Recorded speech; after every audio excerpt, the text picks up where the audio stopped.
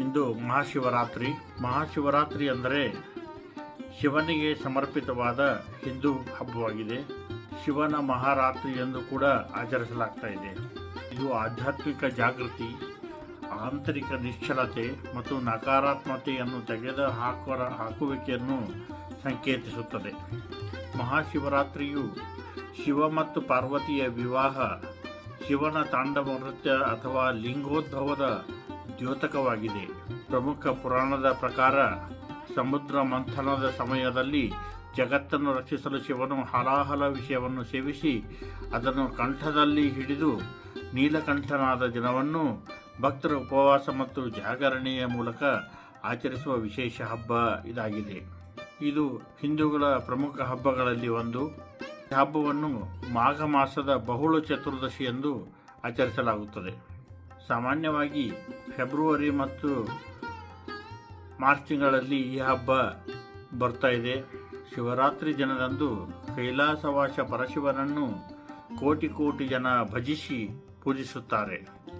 ಶಿಶಿರ ಋತುವಿನ ಮಾಘ ಮಾಸದ ಕೃಷ್ಣ ಪಕ್ಷದ ಬಹುಳ ಚತುರ್ದಶಿ ಎಂದು ಬರುವ ಶಿವರಾತ್ರಿಯಂದು ಭಕ್ತಾದಿಗಳು ಶಂಭೋ ಶಂಕರನನ್ನು ನೆನೆದು ಪುನೀತರಾಗುತ್ತಾರೆ. ತನ್ನ ನಂಬಿ ಬರುವ ಭಕ್ತರ ಇಷ್ಟಾರ್ಥಗಳಿಗೆ ಎಂದೂ ನಿರಾಶೆ ಮಾಡದ ದಯಾಮಯಿ ಶಿವನಿಗೆ ಶಿವರಾತ್ರಿಯನ್ನು ದೇಶಾದ್ಯಂತ ವಿಶೇಷ ಪೂಜೆಗಳು ನೆರವೇರುತ್ತವೆ. ಇಡೀ ಭಾರತದಾದ್ಯಂತ ಬಹುತೇಕ ಎಲ್ಲ ಭಾಗಗಳಲ್ಲಿಯೂ ಆಚರಿಸುವ ಹಬ್ಬ ಇದಾಗಿದೆ. ಈ ಹಬ್ಬದಂದು ದಿನವಿಡೀ ಪೂಜೆ ಉಪವಾಸ ಮಾಡಿ ರಾತ್ರಿ ಇಡೀ ಜಾಗರಣೆ ಮಾಡಿ ಶಿವನನ್ನು ಆರಾಧಿಸುವ ಸಂಪ್ರದಾಯವಾಗಿದೆ. ಶಿವಪುರಾಣದಲ್ಲಿ ಶಿವರಾತ್ರಿಯ ಆಚರಣೆಯ ಬಗ್ಗೆ ಒಂದು ಸಣ್ಣ ಕಥೆ ಇದೆ. ದೇವಲೋಕದಲ್ಲಿ ಒಮ್ಮೆ ಬ್ರಹ್ಮ ಮತ್ತು ವಿಷ್ಣುವಿನ ನಡುವೆ ಯಾರು ಶ್ರೇಷ್ಠರು ಎಂಬ ವಿಷಯಕ್ಕೆ ವಾಗ್ವಾದಗಳು ನಡೆಯುತ್ತಿದ್ದವು. ಮಹಾದೇವತೆಗಳಿಬ್ಬರನ್ನು ಸಮಾಧಾನ ಮಾಡುವುದು ದುರ್ಲಭ ಎನಿಸಿದಾಗ ದೇವತೆಗಳೆಲ್ಲ ಹೋಗಿ ಪರಶಿವನನ್ನು ಬೇಡಿಕೊಳ್ಳುತ್ತಾರೆ. ವಿಷ್ಣು ಮತ್ತು ಬ್ರಹ್ಮರ ಜಗಳವನ್ನು ಶಮನ ಮಾಡುವಂತೆ ಕೋರಿಕೊಳ್ಳುತ್ತಾರೆ. ಆಗ ವಿಷ್ಣು ಮತ್ತು ಬ್ರಹ್ಮರ ನಡುವೆ ಶಿವ ಅಗ್ನಿ ಕಂಬದ ರೂಪದಲ್ಲಿ ಬಂದು ನಿಂತು ತನ್ನ ಮೂಲವನ್ನು ಕಂಡುಹಿಡಿಯಲು ಸೂಚಿಸುತ್ತಾನೆ. ಆಗ ಹಂಸ ರೂಪ ತಾಳಿದ ಬ್ರಹ್ಮ ಅಗ್ನಿ ಕಂಬದ ಶಿರವನ್ನು ಹುಡುಕಲು ಮೇಲ್ಮುಖವಾಗಿ ಹೊರಡುತ್ತಾನೆ. ವಿಷ್ಣು ವರಾಹ ಅವತಾರ ತಾಳಿ ಕಂಬದ ತಳವನ್ನು ನೋಡುವುದಕ್ಕಾಗಿ ಪಾತಾಳಕ್ಕೆ ಇಳಿಯುತ್ತಾನೆ. ಎಷ್ಟೇ ಮುಂದೆ ಸಾಗಿದರೂ ಬ್ರಹ್ಮ ಮತ್ತು ವಿಷ್ಣುವಿಗೆ ಇವರಿಬ್ಬರಿಗೂ ಕೂಡ ಕಂಬದ ಅಂತ್ಯವೇ ಕಾಣುವುದಿಲ್ಲ. ಅನಂತವಾಗಿರುವ ಶಿವನ ಶಕ್ತಿಯನ್ನು ನೋಡಿದ ವಿಷ್ಣು ಮತ್ತು ಬ್ರಹ್ಮರಿಗೆ ಸತ್ಯದ ಅರಿವಾಗುತ್ತದೆ. ಆದರೆ ಶಿವನ ಜಡೆಯಿಂದ ಕೆಳಗೆ ಬೀಳುತ್ತಿದ್ದ ಕೇತಕಿ ಪುಷ್ಪದ ಬಳಿ ಬಂದು ಬ್ರಹ್ಮ ಕೇಳ್ತಾನೆ, ನೀನು ಎಲ್ಲಿಂದ ಬೀಳುತ್ತಿದ್ದೀಯ ಎಂದು ಪ್ರಶ್ನಿಸುತ್ತಾನೆ. ಆಗ ಪುಷ್ಪವು ನಾನು ಅಗ್ನಿ ಕಂಬದ ಶಿರದಿಂದ ಬೀಳುತ್ತಿದ್ದೇನೆ ಎಂದು ಹೇಳಲು ಆ ಉತ್ತರವನ್ನು ಕಂಡುಹಿಡಿದ ಬ್ರಹ್ಮ ಶಿವನಲ್ಲಿಗೆ ಬರುತ್ತಾನೆ. ಆ ಕೇತಕಿ ಪುಷ್ಪವನ್ನು ತೋರಿಸಿ ತಾನು ಅಗ್ನಿ ಕಂಬದ ಶಿರಭಾಗವನ್ನು ನೋಡಿರುವುದಾಗಿಯೂ ಅಲ್ಲಿಂದಲೇ ಕೇತಕಿ ಪುಷ್ಪವನ್ನು ತಂದಿರುವುದಾಗಿಯೂ ಹೇಳುತ್ತಾನೆ. ಇವರಿಬ್ಬರ ಮೋಸವನ್ನು ಅರಿತ ಶಿವ ಬ್ರಹ್ಮನನ್ನು ಯಾರೂ ಪೂಜಿಸಕೂಡದು ಎಂದು ಶಾಪ ನೀಡಿ ಲಿಂಗರೂಪ ತಾಳುತ್ತಾನೆ. ಅದು ಮಾಘ ಮಾಸದ ಬಹುಳ ಚತುರ್ದಶಿ ಆಗಿರುತ್ತದೆ. ಹೀಗಾಗಿ ಶಿವಲಿಂಗ ರೂಪ ತಾಳಿದ ಮಾಘ ಮಾಸದ ಬಹುಳ ಚತುರ್ದಶಿ ಎಂದು ಶಿವರಾತ್ರಿಯನ್ನು ಆಚರಿಸಲಾಗ್ತಾ ಇದೆ. ಶಿವರಾತ್ರಿಯ ದಿನ ರಾತ್ರಿ ಪೂಜೆಯೇ ವಿಶೇಷ. ಸಾಮಾನ್ಯವಾಗಿ ಎಲ್ಲ ಹಬ್ಬಗಳಲ್ಲಿಯೂ ದೇವರಿಗೆ ಹಗಲು ಪೂಜೆ ನಡೆಯುತ್ತದೆ. ಆದರೆ ಶಿವರಾತ್ರಿ ಮಾತ್ರ ರಾತ್ರಿಯ ಹೊತ್ತು ಪೂಜೆ ಭಜನೆ ನಡೆಸುವುದು ವಿಶೇಷ ಆಚರಣೆ. ರಾತ್ರಿ ಎಂದರೆ ಕತ್ತಲು ಎಂದರೆ ಅಜ್ಞಾನವನ್ನು ಕಳೆದು ಸುಜ್ಞಾನದ ಬೆಳಗಿಸುವ ಎಂದು ಆ ಶಿವನನ್ನು ಬೇಡುವ ಶುಭ ದಿನವೇ ಶಿವರಾತ್ರಿ. ಅಜ್ಞಾನ ತುಂಬಿರುವಲ್ಲಿ ಶಿವ ಸಂಚರಿಸಿ ಜ್ಞಾನದೇವಿಗೆಯನ್ನು ಬೆಳಗುತ್ತಾನೆ ಎಂಬ ನಂಬಿಕೆ ಇದೆ. ಶಿವನಿಗೆ ಅತಿ ಶ್ರೇಷ್ಠವಾಗಿರುವ ಬಿಲ್ವ ಪತ್ರಿಯನ್ನು ಅರ್ಪಿಸಿ ತಿಲಗಿ ಪುಷ್ಪ ತುಳಸಿಯಿಂದ ಶಿವಲಿಂಗವನ್ನು ಅಲಂಕಾರ ಮಾಡಿ ಶಿವನನ್ನು ಭಜಿಸಿದರೆ ಪಾಪಗಳು ಪರಿಹಾರವಾಗುತ್ತವೆ. ಮೋಡಗಳೇ ಇಲ್ಲದ ಶುಭ್ರ ಆಕಾಶದಲ್ಲಿ ಬಂದಿರುವ ಚಂದ್ರನ ಬೆಳಕಿನಲ್ಲಿ ಶಿವನಿಗೆ ಅಭಿಷೇಕ ಮಾಡಿ ಆರಾಧಿಸಿದರೆ ಅತ್ಯಂತ ಶ್ರೇಷ್ಠ ಎಂಬ ನಂಬಿಕೆಗಳಿವೆ. ಶಿವರಾತ್ರಿಯ ದಿನವಿಡೀ ಉಪವಾಸ ಮಾಡಿ ಜಾಗರಣೆ ಮಾಡಿ ಶಿವನನ್ನು ಆರಾಧಿಸಿದರೆ ಸಕಲ ಪಾಪಗಳು ಕಳೆಯುತ್ತವೆ ಎಂದು ನಂಬಲಾಗಿದೆ. ಶಿವನು ಸರಳತೆ, ಪ್ರಾಮಾಣಿಕತೆ ಮತ್ತು ನಿಷ್ಕಲ್ಮಶ ಮನಸ್ಸುಗಳ ಪ್ರತೀಕ, ಛಲಬಿಡದ ಸಾಧನೆಯ ದ್ಯೋತಕ, ಧ್ಯಾನಪ್ರಿಯ. ಶಿವಭಕ್ತರಿಂದ ಬಯಸುವುದು ನಿಷ್ಕಲ್ಮಶ ಮತ್ತು ಪ್ರಾಮಾಣಿಕ ಭಕ್ತಿ ಮಾತ್ರ.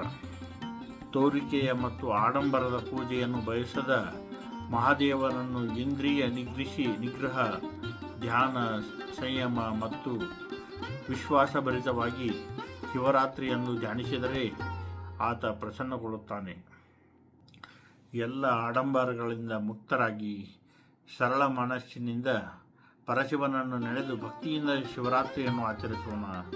ಸರಳತೆ, ಪ್ರಾಮಾಣಿಕತೆ, ಸತ್ವ ಮತ್ತು ಶಕ್ತಿಯ ದೇವತೆ ಈಶ್ವರ ಲೋಕದಲ್ಲಿರುವ ಸಕಲ ಸಂಕಷ್ಟಗಳಿಗೆ ಪರಿಹಾರ ನೀಡಲಿ ಎಂಬುದು ಎಲ್ಲರ ಕೋರಿಕೆ. ಎಲ್ಲರಿಗೂ ಮಹಾಶಿವರಾತ್ರಿ ಹಬ್ಬದ ಹಾರ್ದಿಕ ಶುಭಾಶಯಗಳು. ಕಾಶಿ ವಿಶ್ವನಾಥ, ಗೋಕರ್ಣದ ಮಹಾಬಲೇಶ್ವರ, ರಾಮೇಶ್ವರದ ರಾಮೇಶ್ವರ ಸೇರಿದಂತೆ ರಾಜ್ಯ, ದೇಶ, ವಿದೇಶಗಳಲ್ಲಿಯೂ ಕೂಡ ಶಿವ ದೇವಾಲಯಗಳಲ್ಲಿ ಇಂದು ವಿಶೇಷ ಪೂಜೆ ನಡೆಯುತ್ತದೆ. ಬಿಲ್ವಾರ್ಚನೆ, ರುದ್ರಾಭಿಷೇಕ, ಶಿವನಾಮ ಧ್ಯಾನಗಳ ಮೂಲಕ ಶಿವನನ್ನು ಆರಾಧಿಸಲಾಗುತ್ತದೆ. ಇಡೀ ರಾತ್ರಿ ಶಿವ ದೇವಾಲಯಗಳಲ್ಲಿ ರುದ್ರ ಪಠಣಗಳ ಜೊತೆಗೆ ಜಾಗರಣೆ ಕೂಡ ನಡೆಯುತ್ತದೆ. ಶಿವರಾತ್ರಿಯಂದು ಬೆಳಗ್ಗೆ ಬೇಗನೆ ಏಳುವ ಭಕ್ತರು ಸ್ನಾನ ಮಾಡಿ ಶುಚಿರ್ಭೂತರಾಗಿ ಶಿವ ದೇವಾಲಯಕ್ಕೆ ತೆರಳುತ್ತಾರೆ. ಕೆಲವರು ಕೈಲಾಸ ಯಂತ್ರ ರಚಿಸಿ ಮನೆಯಲ್ಲೇ ಶಿವನಿಗೆ ವಿಶೇಷ ಪೂಜೆ ನಡೆಸುತ್ತಾರೆ. ಗಂಗಾ, ಬ್ರಹ್ಮಪುತ್ರ, ಕೃಷ್ಣ, ಕಾವೇರಿ, ತ್ರಿವೇಣಿ ಸಂಗಮ ಸೇರಿದಂತೆ ಪುಣ್ಯ ನದಿಗಳಲ್ಲಿ ಭಕ್ತರು ಸ್ನಾನ ಮಾಡುತ್ತಾರೆ. ಕೆಲವರು ಹಾಲು, ಹಣ್ಣು ಸೇವಿಸಿ ಲಘು ಉಪಹಾರ ಸೇವಿಸಿದರೆ, ಕೆಲವು ಭಕ್ತರು ದಿನವಿಡೀ ಏನನ್ನು ತಿನ್ನದೆ ನೀರನ್ನು ಕುಡಿಯದೆ ಉಪವಾಸ ಮಾಡುತ್ತಾರೆ. ಭಸ್ಮ ಲೇಪಿಸಿಕೊಂಡು ಬಿಲ್ವಾರ್ಚನೆ ಮೂಲಕ ರುದ್ರಪಠಣ ಹಬ್ಬದ ಆಚರಣೆಯು ವಿಶೇಷವಾಗಿದೆ. ಅಭಿಷೇಕ ಪ್ರಿಯ ಎಂದೇ ಖ್ಯಾತನಾದ ಶಿವನಿಗೆ ದಿನವಿಡೀ ಹಾಲು, ಜೇನುತುಪ್ಪ ಮತ್ತು ನೀರಿನ ಅಭಿಷೇಕ ನಡೆಯುತ್ತದೆ. ಪ್ರತಿ 3 ಗಂಟೆಗೊಮ್ಮೆ ಶಿವಲಿಂಗಕ್ಕೆ ಅಭಿಷೇಕ ಮಾಡಲಾಗುತ್ತದೆ. ಬಿಲ್ವ ಪತ್ರೆ, ತುಳಸಿ, ಶ್ರೀಗಂಧ, ಹಾಲು, ಜೇನುತುಪ್ಪಗಳಿಂದ ಅಭಿಷೇಕ ನಡೆಯುತ್ತದೆ. ಶಿವ ಪಂಚಾಕ್ಷರಿ ಮಂತ್ರ ಓಂ ನಮಃ ಶಿವಾಯ, ಹರ್ ಹರ್ ಮಹಾದೇವ್, ಶಂಭೋ ಶಂಕರ ಶಿವ ದೇವಾಲಯಗಳಲ್ಲಿ ಮಾರ್ದನಿಸುತ್ತದೆ.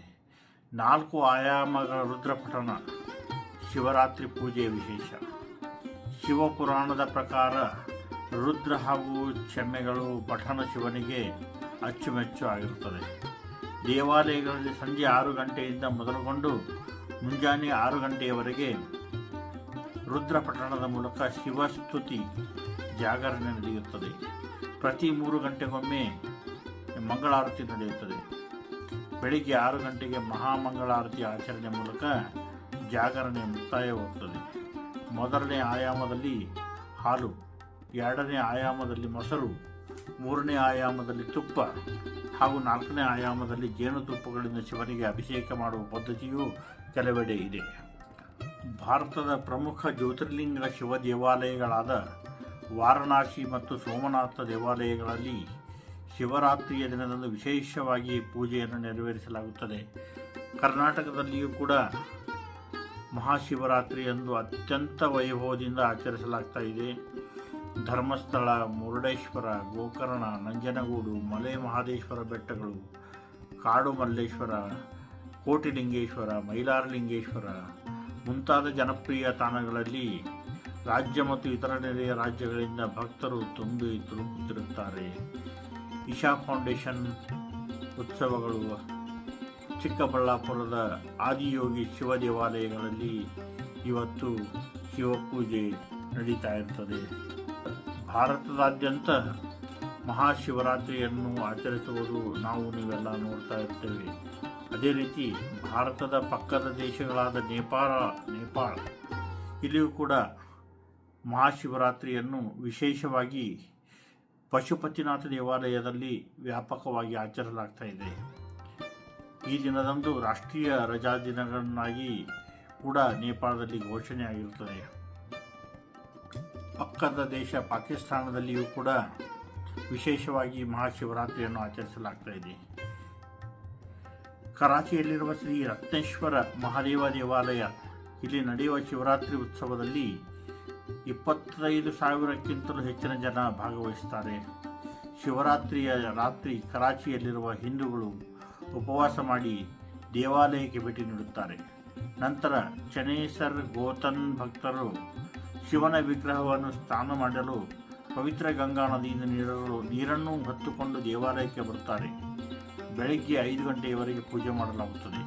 ನಂತರ ಆರತಿ ಮಾಡಲಾಗುತ್ತದೆ.